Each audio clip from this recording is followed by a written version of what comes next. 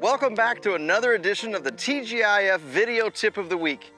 In these 16 videos, what we're trying to do is to define and describe golf's 16 most common swing characteristics, or what we used to call swing flaws.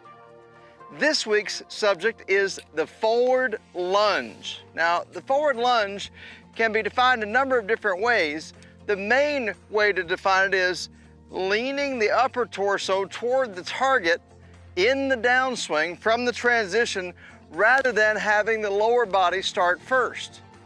The forward lunge is primarily a false feeling of power.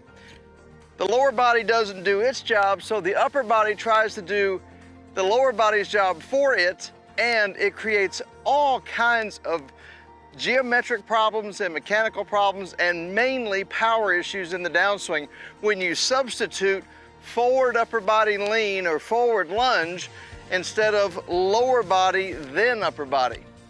So the way you can tell if you have a forward lunge is go to the end of your backswing and start down, and if your sternum and your nose and your belly button are pointed in this direction, you have a forward lunge.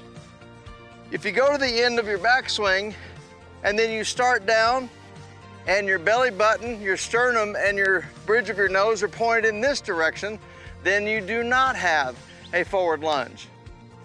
There's a biomechanical reason why most of you that have forward lunge have it, and that is you lack mobility in your hips. You lack the ability to rotate your hips, and then you lack the ability to slide your hips back and forth. And so what happens is, because you can't move in this direction, you'll substitute upper torso lean instead of lower body start down. And it's just, again, a geometrical nightmare and a power nightmare.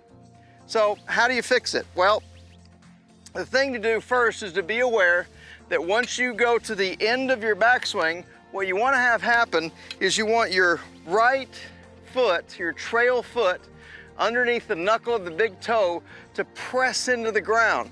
And what will happen is your lower body will first slide to the left. Now this is mostly slide and not much rotation.